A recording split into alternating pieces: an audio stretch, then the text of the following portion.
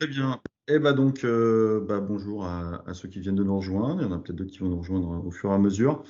On va démarrer ce webinaire concernant les outils collaboratifs. Je suis avec Cyril aujourd'hui, qui est notre expert côté des cadres sur toute la partie outillage.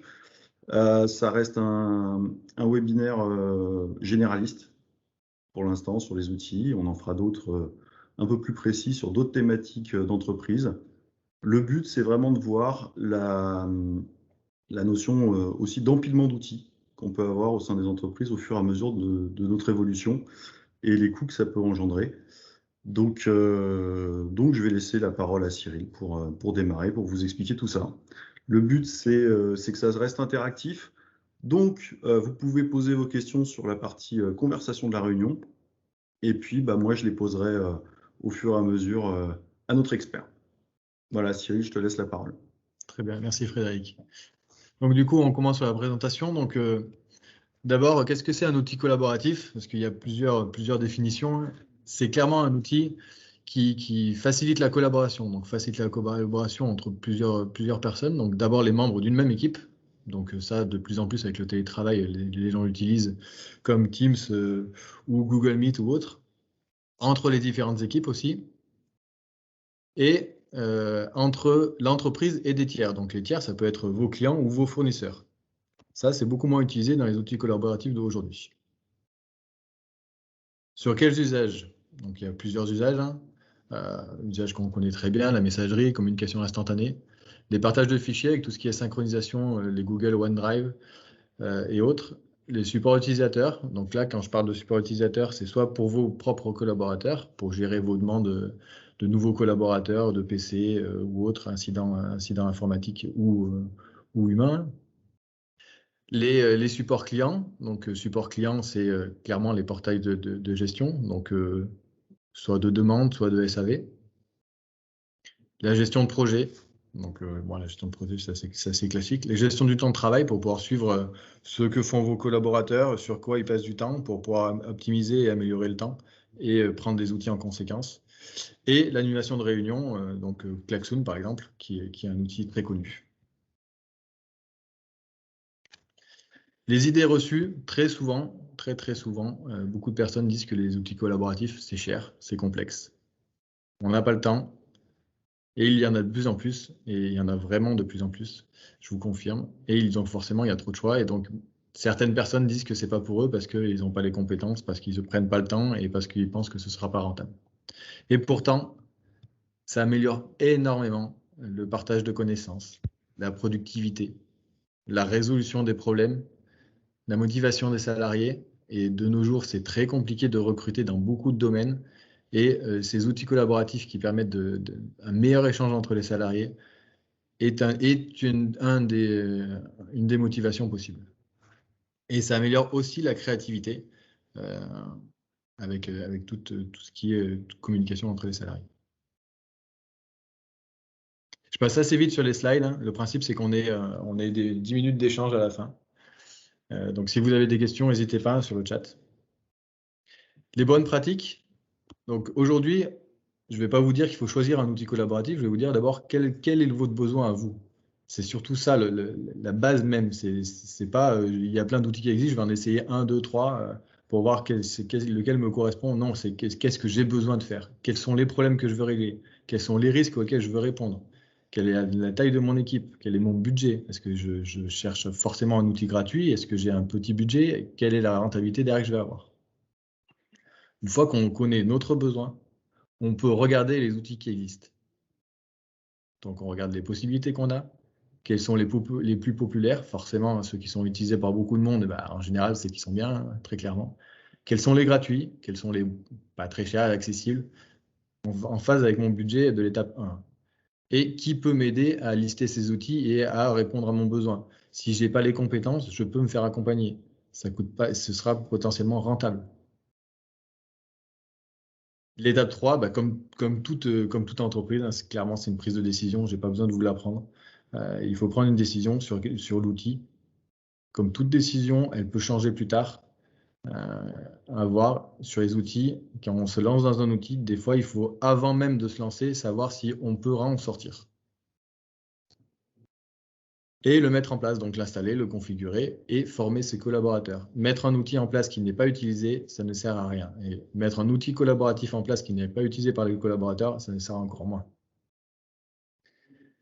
Et forcément, être à l'écoute. Donc, quand je dis être à l'écoute, c'est être à l'écoute de ses collaborateurs, de ses clients, de ses fournisseurs. Toujours pareil, hein, ça dépend de l'outil collaboratif, pourquoi on le veut. Et du coup, écouter leurs idées, écouter le ressenti, savoir si on doit adapter, si l'outil répond aux besoins ou pas. Donc, pour tout ça, on peut très bien connaître son besoin, essayer un outil, décider de faire un essai sur un outil un premier mois, parce que si on estime que si je mets toutes mes données dedans, en ressortir, c'est compliqué, il vaut mieux l'essayer sur une petite partie de son périmètre, pour ensuite l'adapter, regarder si ses collaborateurs ont un bon ressenti avec son outil, l'utilisent bien, et s'ils l'utilisent bien, eh ben, on bascule sur cet outil intégralement. S'ils ne l'utilisent pas bien, on regarde pourquoi et on change. Je vais, sur une ou deux planches, vous dire quels outils nous, on recommande chez Decad. Donc, c'est des outils qui sont globaux sur le marché, hein, qui sont très, très connus. Donc, déjà, la suite Office 365, très clairement, c'est la suite bureautique en équipe. Tout le monde connaît Office avec Excel, Word et tout. Office 365, c'est ça en mode en ligne, avec Teams, qu'on utilise aujourd'hui hein, pour la visioconférence, pour le webinaire. On a de la messagerie instantanée, on a le partage de fichiers qui est intégré dans Teams. De plus en plus de choses sont dans Teams. Le OneDrive, c'est de la partage de documents, de la synchronisation, et vous pouvez l'utiliser pour sauvegarder vos documents de vos différents postes pour éviter d'avoir des problèmes. Et l'Office en ligne avec une édition collaborative, c'est-à-dire que vous pouvez éditer le fichier Word ou le fichier Excel en même temps à plusieurs. Dès l'instant où ce fichier est posé sur le OneDrive, que tout le monde a le OneDrive synchronisé, ça fonctionne. Et ça fonctionne même plutôt bien. Pour PowerPoint, c'est exactement la même chose. Donc, c'est des outils qui permettent d'avoir une édition simultanée. Il suffit qu'en même temps, vous partagez sur Teams en visioconférence et vous avez l'impression de travailler côte à côte avec une personne. Les outils Atlassian, qui historiquement sont beaucoup plus orientés informatique, ont fait une bascule il y a à peu près un mois ou deux. Et petit à petit, tous leurs outils basculent vers des outils qui sont beaucoup plus généraux. Donc, le Jira Work Management, qui est de la gestion de projet et de la gestion de tâches, orienté gestion agile. Mais la gestion agile, c'est quoi? C'est se dire que dans un laps de temps, on fait certaines tâches, s'y tenir, faire un état des lieux et continuer ainsi de suite sur la gestion de projet. Jira Service Management, là, c'est clairement un outil qui est très orienté gestion de support client et collaborateurs. Vous pouvez utiliser cet outil-là pour créer un portail et permettre à tous vos clients de se connecter dessus, de s'enregistrer et ainsi avoir un bon suivi de vos demandes, des incidents et de ce que vous devez à vos clients. Le Trello, c'est une gestion simplifiée, un peu comme le Jira Work Management, mais beaucoup plus simplifié. Et ça permet surtout de faire des roadmaps produits pour annoncer, informer vos différents clients des évolutions futures ou des dates d'événements, typiquement. Confluence, c'est un outil de gestion documentaire orienté wiki, pour ceux qui connaissent les wikis, avec une gestion de brouillon, une gestion d'historique, une gestion forcément d'édition collaborative. Tout le monde peut modifier la même page, on voit les modifications en temps réel. Et ces différents outils-là de la suite Atlassian sont interconnectés entre eux. Donc quand je dis ça, sont interconnectés, c'est-à-dire que dans Jira Service Management, vous pouvez très bien, pour votre support client, mettre des pages de support qui sont, eux, écrits dans Confluence.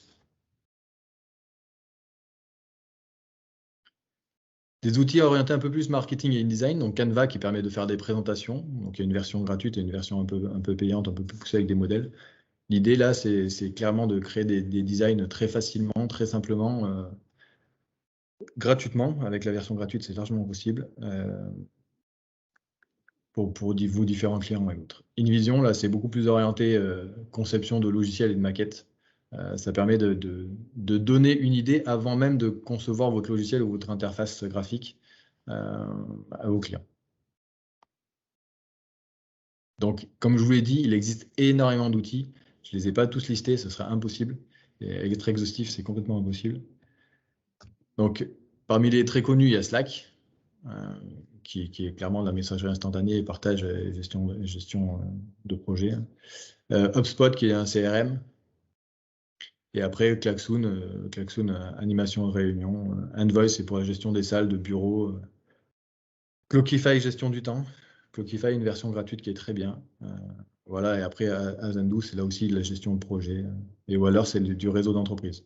Donc, il y en a encore plein d'autres. L'idée, c'est pas de regarder quel outil mon voisin utilise. Vraiment, je vous répète encore une fois, c'est on regarde mes besoins, je regarde les outils qui existent, je teste, je migre et tout le temps, en permanence, je me demande si c'est le bon outil, s'il faut que je change ou pas. Voilà. Pour terminer. Cyril, je vais te couper. On a une question de Clara. Bonjour, avez-vous des recommandations pour mieux gérer les flux de demandes clients par mail? Voilà. Alors ça, justement, c'est très clairement une question qui revient assez souvent et une problématique qui revient souvent dans beaucoup de métiers qui n'utilisent pas l'informatique au quotidien, c'est-à-dire qui n'ont pas d'outils de gestion de projet ou de gestion de support client. Donc là, très clairement, il faut mettre en place un outil, un portail qui permette à vos clients de s'authentifier dessus et de faire une demande. Et vous pouvez catégoriser les demandes. Donc Jira Service Management que je vous ai dit tout à l'heure, peut très clairement avoir un portail. Dessus, vous listez les types de demandes qu'il peut y avoir.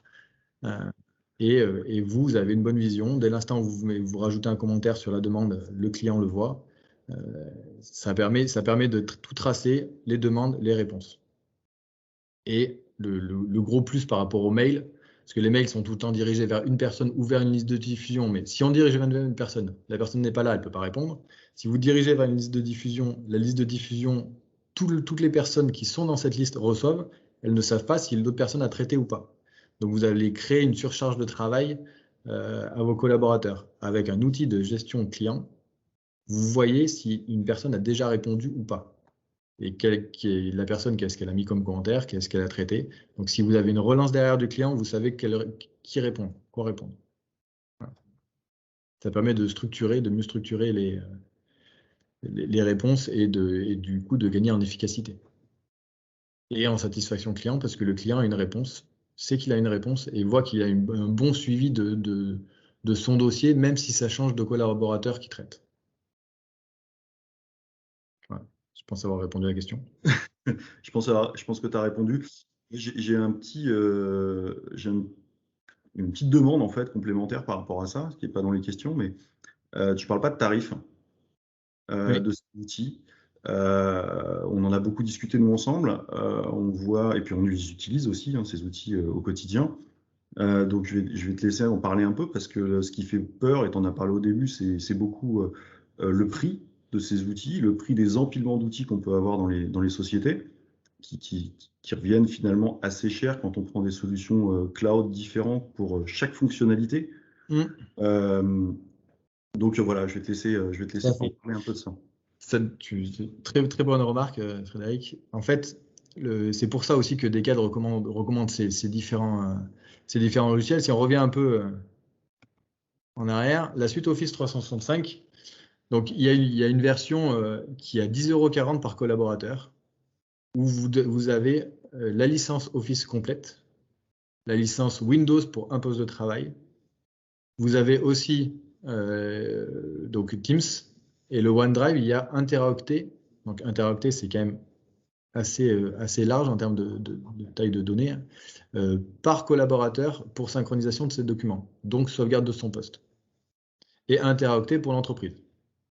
Donc vous avez 3 collaborateurs, on va dire 4 collaborateurs, ça vous coûte 42 € hors taxe par mois, et vous avez 1 Teraoctet par collaborateur, 1 Teraoctet pour l'entreprise aussi, et tout ce qui est visioconférence, messagerie instantanée, mail, et Word, Excel, PowerPoint. Donc c'est pas par rapport à la licence Office, c'est moins cher. Si on regarde les outils Atlassian,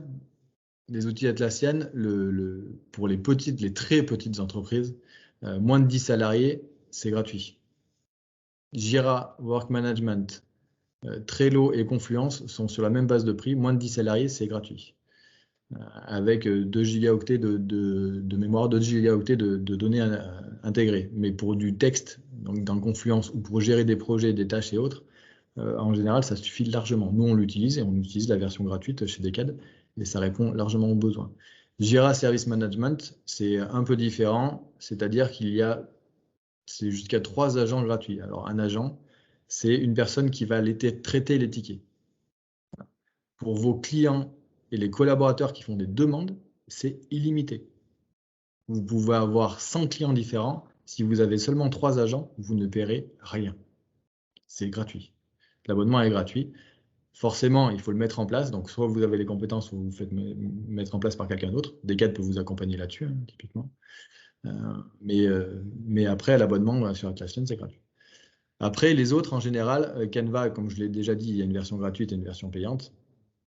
Et tous les autres outils, c'est à peu près la même chose. Il y a des versions gratuites avec des fonctionnalités limitées et des versions payantes. Moi, ce que je vous invite souvent à faire, c'est essayer la version gratuite avant de prendre une version payante. Si vous voyez que ça fait le taf et que ça vous fait gagner du temps, même si c'est 50 € par mois, 50 € par mois, c'est vite rentabilisé si ça vous fait gagner une journée par mois, très clairement.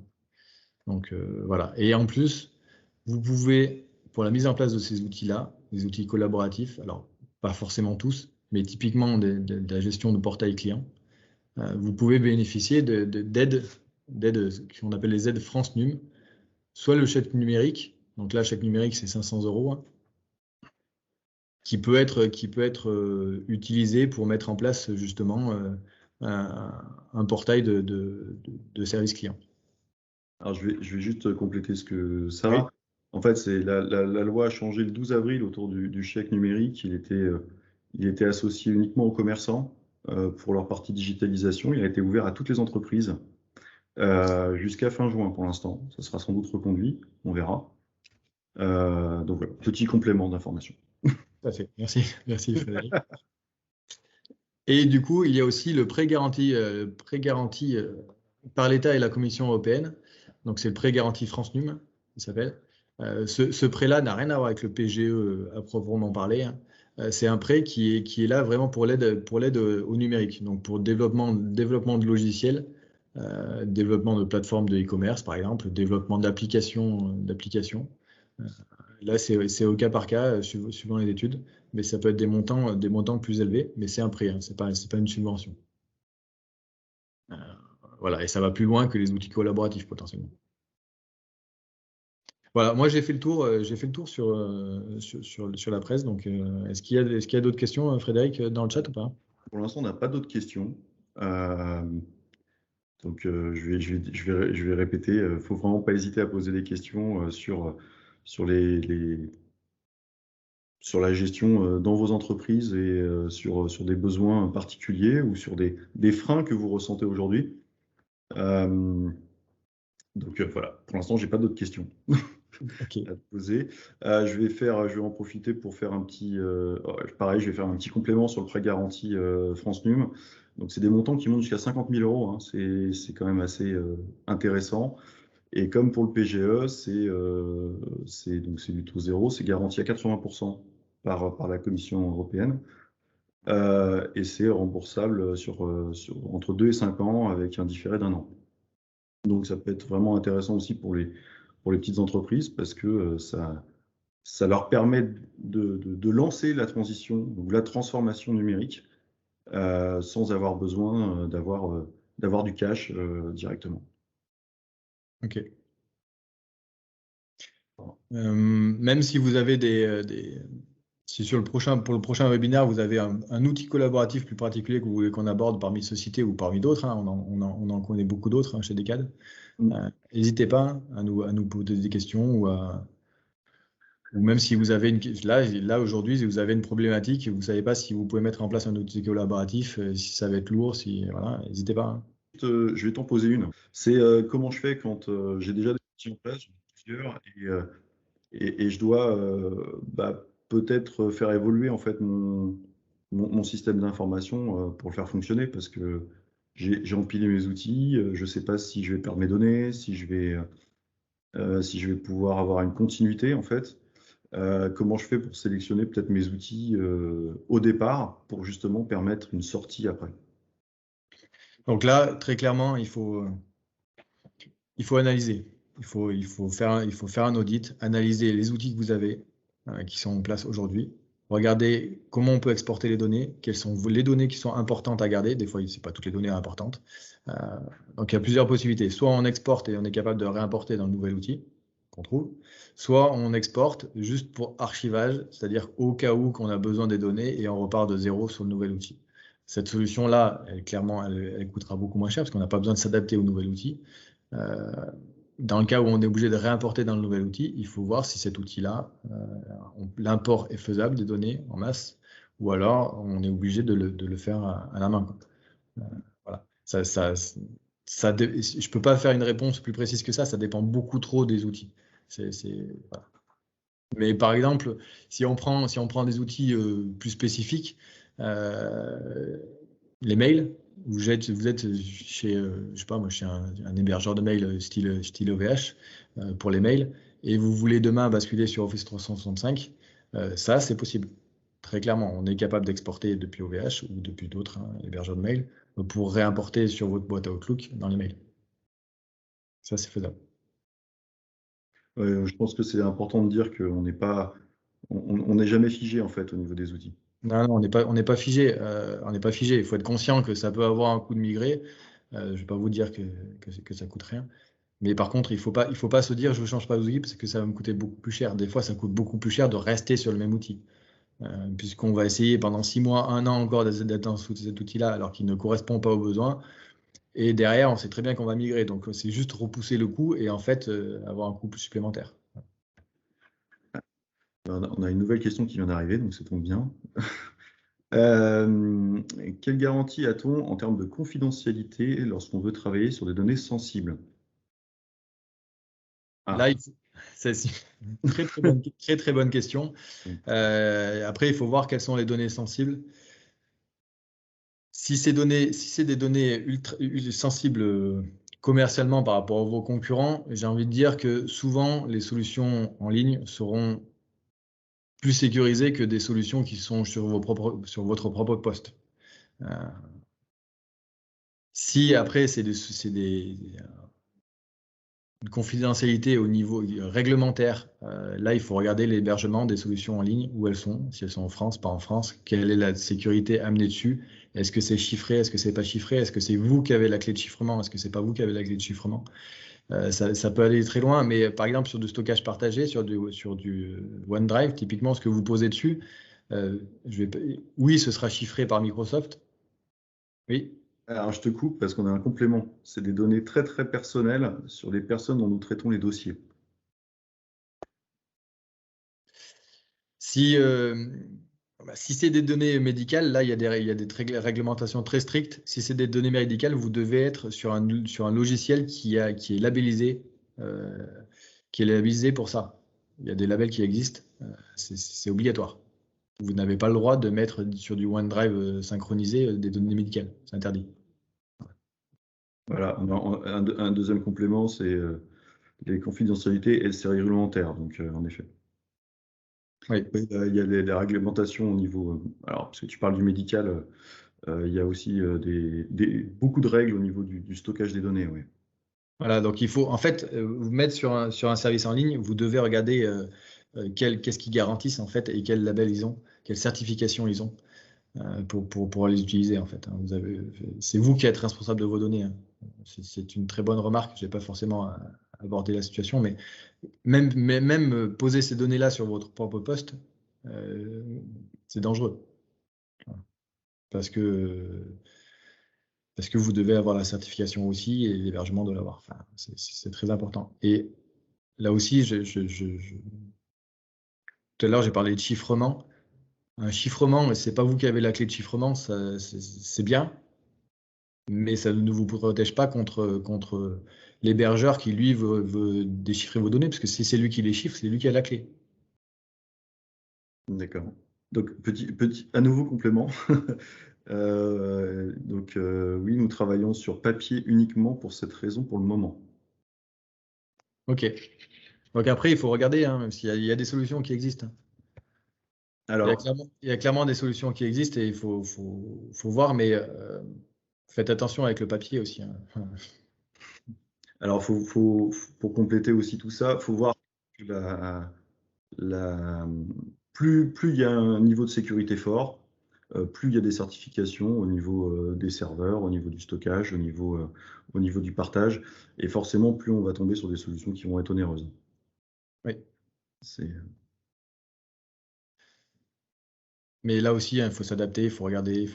Mais là, très clairement, hein, quand vous avez des réglementations, je vous invite à vous faire accompagner parce que l'impact serait beaucoup trop grand si vous vous trompez. Ce que je peux proposer aussi à la personne qui nous pose les questions là, c'est qu'on s'appelle aussi pour en discuter, Tout à fait. pour creuser le sujet qui a l'air d'être un sujet quand même un peu sensible, très sensible. Oui. Mais c'est une des grandes questions, hein, dès l'instant où on utilise des outils collaboratifs, ils sont forcément en ligne, parce que sinon ils ne peuvent pas être collaboratifs. Alors il y a des grandes sociétés qui ont les moyens et qui hébergent chez eux les mêmes solutions, mais sur leur réseau à eux. Mais dès l'instant où c'est en ligne, c'est sur Internet. Donc qui dit sur Internet dit sécurité des données. Voilà, donc c'est une très bonne question. Faut regarder ces choses-là. Mais je pense qu'on va finir là-dessus, mais je me répète un peu, hein. Ne vous dites pas que c'est parce que c'est sur votre poste en local que c'est protégé, hein. Votre poste en local, il est potentiellement plus vulnérable qu'un service cloud en ligne infogéré par des milliers de personnes. Et on voit ce que ça peut donner aussi par les différentes attaques qu'il peut y avoir sur les postes.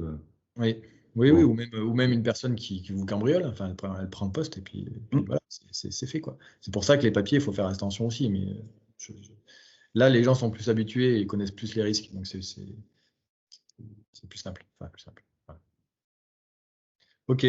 Très Bon, bien. c'est midi, Il est presque midi. Ouais. On va conclure là-dessus. Merci d'avoir participé à ce webinaire. On est très content. On en lancera d'autres sur des sujets plus précis d'outillage, plus sur peut-être la gestion de projet, la gestion commerciale, dans les semaines qui viennent. Donc voilà. Donc, je vais tous vous souhaiter une bonne journée et vous remercier. Merci. Bonne Bonne journée. journée à vous. Au revoir.